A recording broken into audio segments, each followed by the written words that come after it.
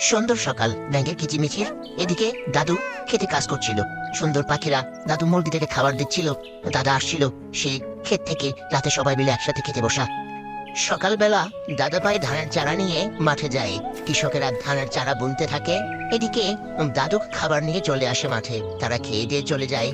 বিকালের খাবার রান্না করে মা, এবং বিকাল সন্ধ্যা গনিয়ে আসে। মিতা ও মিথিলা তারা চিন্তা করে তরমুজ খাবে। তারা চলে যায় তরমুজ খেতে, দেখে ঝিঝি পোকার আলো, এবং খুব মজা করে। তারা তার বন্ধুদের সাথে খুব সুন্দর করে তরমুজ খায় এবং অনেক আনন্দ করে।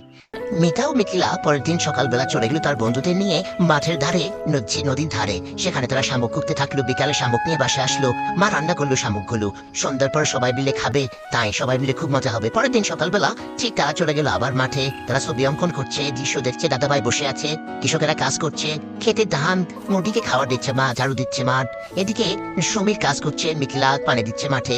মা খাবার বানাবে আজ তাদের সবার জন্য, তার বন্ধুরা আসবে। তারা বানাচ্ছে দোসা। মিথিলা এবং মিতার খুব সুন্দর পছন্দের খাবার হচ্ছে দোসা।